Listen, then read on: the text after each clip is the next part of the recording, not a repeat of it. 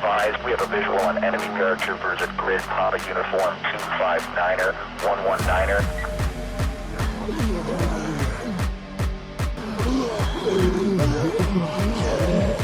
Request permission to engage with intent, conduct some smash, over.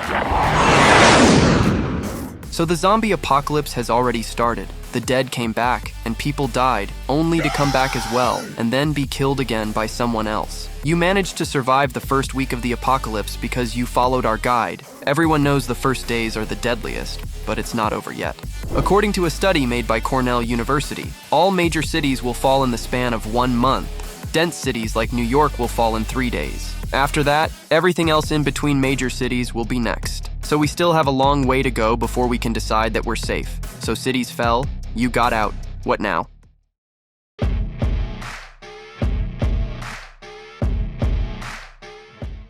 After getting out of big cities, living in rural areas is your best shot, and away from nuclear power plants. Follow this video to know why nuclear power plants will spell doom for Earth in the absence of humans. After surviving Hell Week, you now have to establish camp. Avoid cozy places because everyone else will want to go there and they will be crowded and infested with zombies. Your best bet is the woods or the mountains. Don't get too comfortable. No one will think to live in the mountains, and more importantly, zombies will have a hard time moving there. Try to stay near a water source because bottled water will run out, and you can't survive without water. Stay near a source, but not too close because water sources tend to attract people as well as wild animals. You don't want to die in the zombie apocalypse because a bear or a mountain lion ate you. Sterilize water before drinking it by either exposing it to sunlight or boiling it. You never know if the water is contaminated with bacteria or if there's a dead zombie inside a well or at the bottom of a lake. The next important thing that you'll need to start doing is hunting. All the canned food you have will eventually run out, and other foods will go bad if you don't eat it. It's fucking rotten, you fucking idiot! It's rotten! You'll need to start hunting smaller prey like rabbits and then work your way up to deer and boar. Word of advice, always cook everything you catch before eating it, and cook it well. You don't want to get sick without any proper medicine, and you don't want to get food poisoning in the middle of the apocalypse. Oh my gosh! What do I do?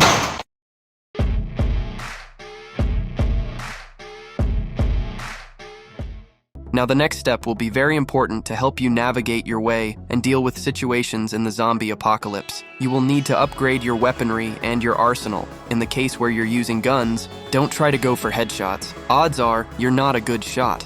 Even if you do get it, you'll make a lot of noise and alert more zombies and people. Trying to go for headshots will get you killed. You should use blades instead. A katana is essential, so find one ASAP. Just ask Michonne from The Walking Dead. It is the perfect weapon because it is light, silent, and only takes one swift slice to dispatch of what's in front of you. You can also take out multiple zombies in one swing, as well as deal with a big group in tight spaces. Regular blades will get stuck in the bone and aren't ideal when dealing with high numbers. And let's just face it, katanas are way cooler.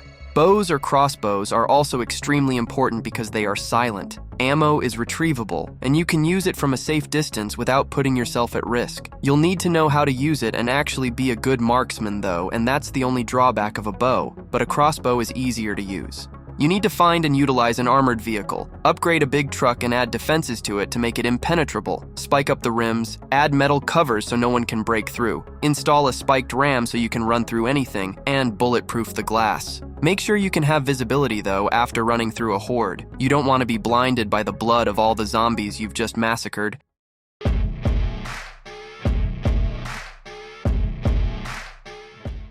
Stock up on medicine before the winter because you'll need it. Remember the dark ages when hundreds and thousands of people died from the common cold. Expect this to be the norm again. Scavenge villages and small towns and look through their pharmacies and stores. You should be able to find something, and villages are safer to scavenge in because they won't have many zombies or people.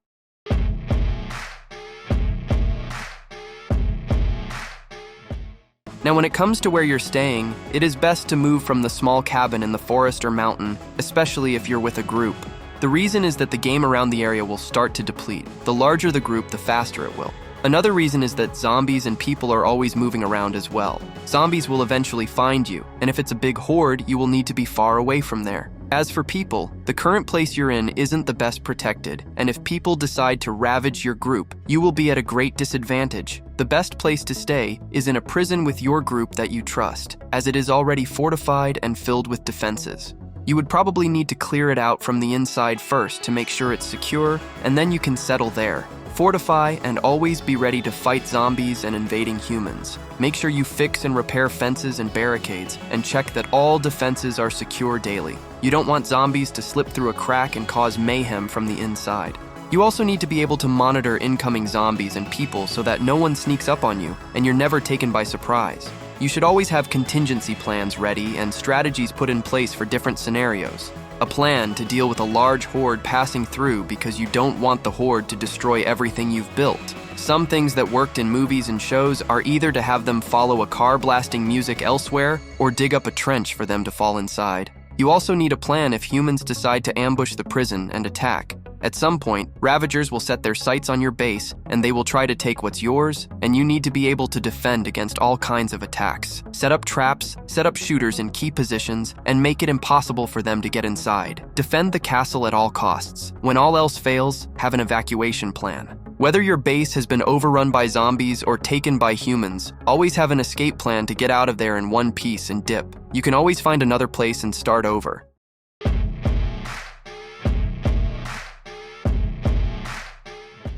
It is very important to start growing food and maintain a renewable food source. Corn and potatoes don't need long periods to grow, so you should grow those. They take minimal effort and resources, and you should maintain a steady harvesting cycle to keep everyone fed and have food stored away. Use the outside prison fields to grow crops and establish a farming system. You should be able to store food for the winter, as potatoes can last months in cool places and are easy to store. For meat, use salt to maintain it, and try to only store lean cuts because fats tend to go bad faster.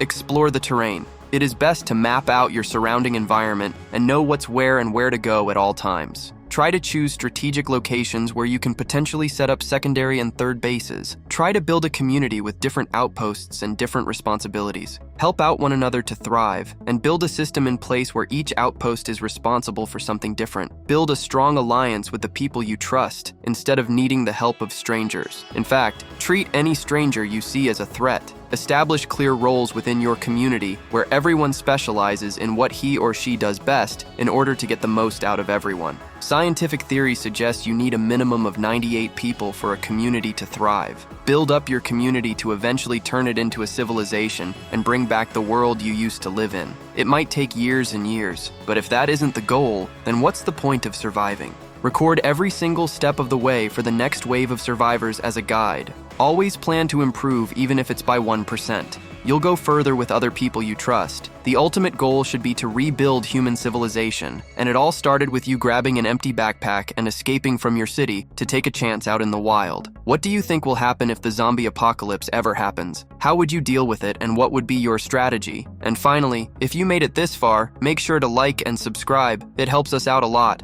Leave a comment about what we should discuss next. See you in the next one.